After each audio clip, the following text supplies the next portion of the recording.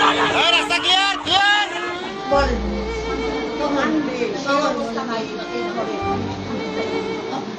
চলন্ত বিমানে হঠাৎ করে আগুন লেগে যায়। সেই আগুন দেখে প্যারাশুট নিয়ে বাঁচার চেষ্টা করেছিলেন পাইলটরা, কিন্তু তাতেও বাঁচতে পারল না অসীম জাওয়াত নামের এক পাইলট।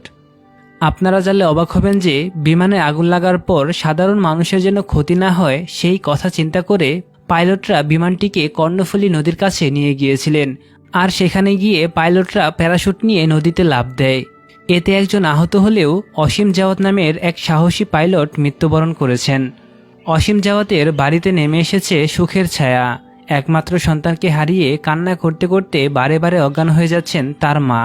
তার আহাজারিতে বাকরুদ্ধ হয়ে পড়েছেন এলাকাবাসী। তাকে কোনোভাবেই সামাল দিতে পারছেন না প্রতিবেশী ও আত্মীয়রা। অসীম জাওয়াতের মা কাঁদছেন আর বলছেন, আমার ছেলে প্রতিদিন সকালে ফোন করে, কিন্তু আজ এখন পর্যন্ত ফোন করেনি। কখন আসবে জাওয়াতের ফোন? আমি আছি অথচ আমার ছেলে নেই, এটা কেমন কথা? আমারে মাটি দিবে আমার ছেলে, আর এখন আমারে দিতে হবে তাকে মাটি।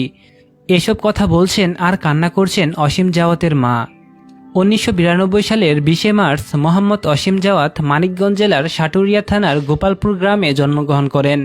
তিনি 2007 সালে সাভার ক্যান্টনমেন্ট পাবলিক স্কুল থেকে এসএসসি এবং 2009 সালে সাভার ক্যান্টনমেন্ট পাবলিক কলেজ থেকে এইচএসসি এবং 2012 সালে বাংলাদেশ ইউনিভার্সিটি অফ প্রফেশনালস থেকে বিএসসি পাশ করেন।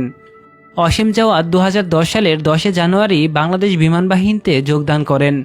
চাকরিকালে তিনি বিমান বাহিনীর বিভিন্ন ঘাঁটি ও ইউনিটে গুরুত্বপূর্ণ পদে নিয়োজিত ছিলেন।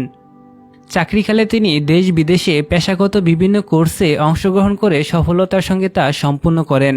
তিনি বাংলাদেশ ইউনিভার্সিটি অফ প্রফেশনালস থেকে aviation structure post graduate diploma সম্পূর্ণ করেন। ছোটবেলা থেকেই অসীম জাওয়াত খুব মেধাবী ছিলেন। স্কুল ও কলেজ জীবনে সবসময় প্রথম হয়েছেন।